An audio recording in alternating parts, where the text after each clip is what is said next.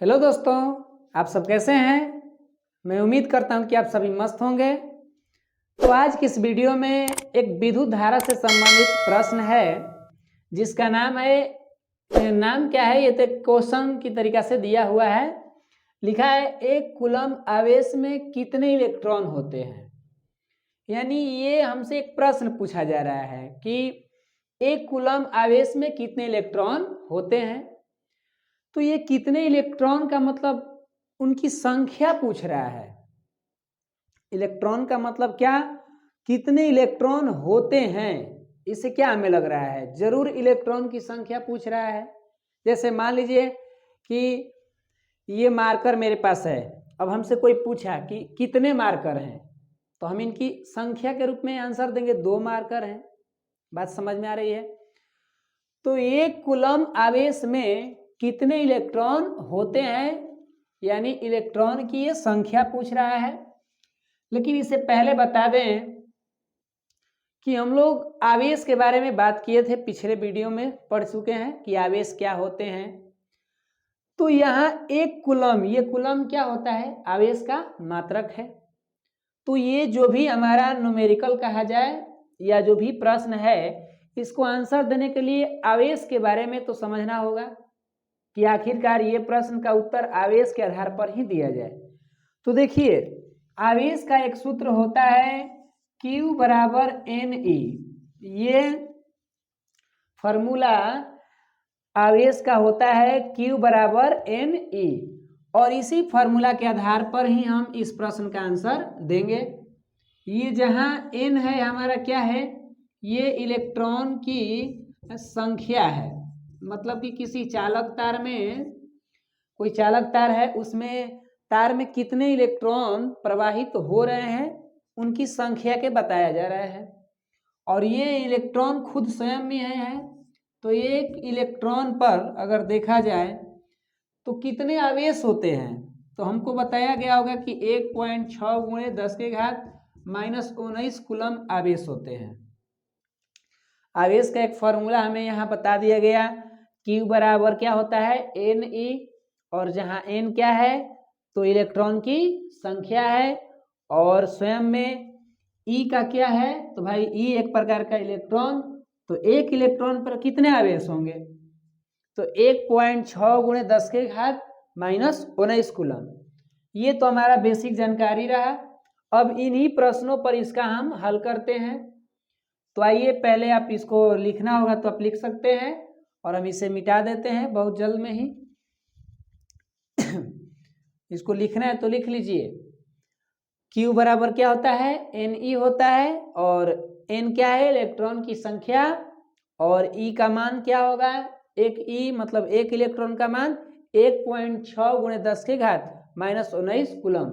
हम बार बार इस बात को रिपीट कर रहे हैं कि ये हमारे माइंड में एक्सेप्ट हो जाए, तभी हम इसके आधार पर इस वाले प्रश्न का हल करेंगे। तो आइए इसको मिटा देते हैं।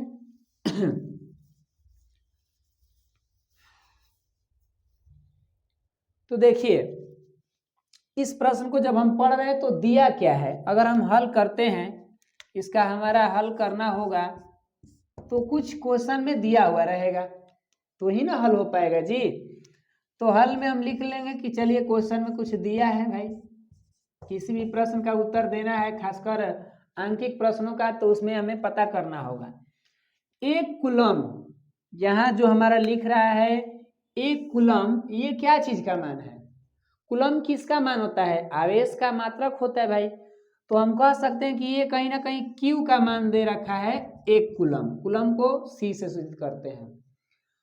आवेश में कितने इलेक्ट्रॉन प्रवाहित होंगे, यानी इलेक्ट्रॉन की संख्या कितना होगा, आई डोंट नो, मतलब मुझे पता नहीं है।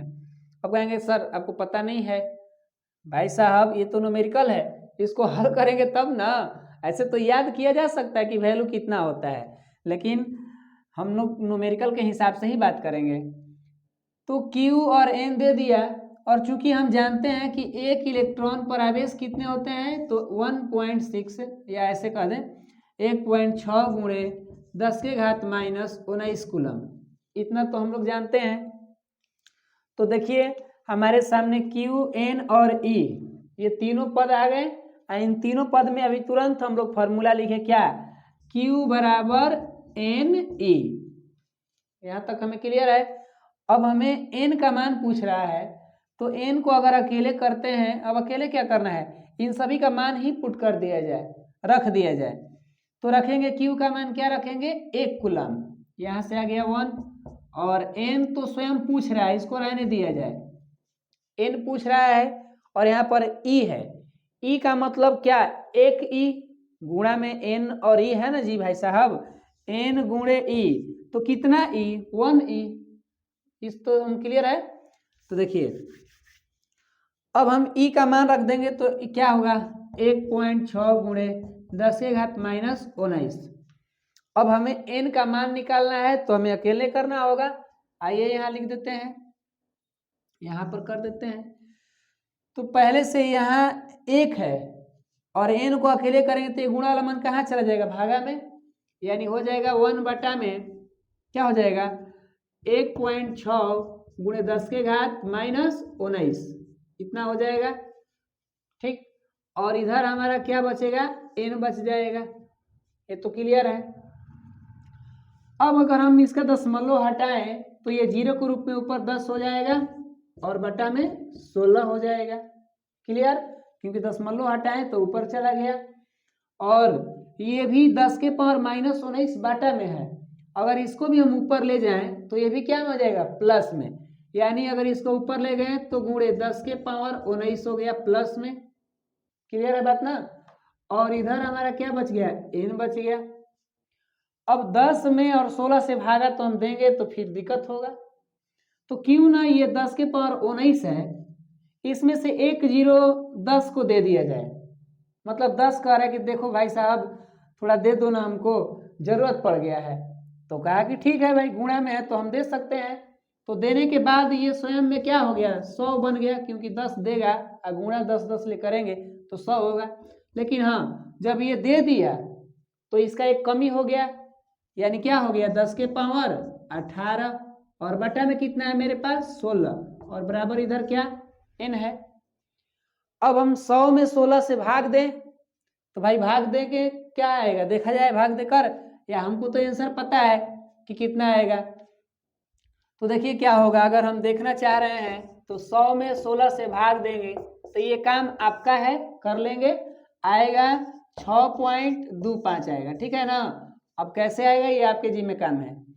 तो हम यहाँ से 16 से और 100 से डिवाइड कर दिए तो आ गया वैल्यू कितना, 6.25 गुणे 10 के पावर 18 बराबर n। तो हम इसलिए कह देंगे, इसलिए n बराबर 6.25 गुणे 10 के पावर 18। अब कहेंगे सर यहाँ कोई मात्रक रख दिया जाए क्या, n का मात्रक कुछ नहीं रखेंगे, बस ऐसे ही लिखेंगे। तो महान इंसान, ये जो n है एक संख्या है और संख्या का कोई मात्रक नहीं होता, इस बात से क्लियर होना चाहिए।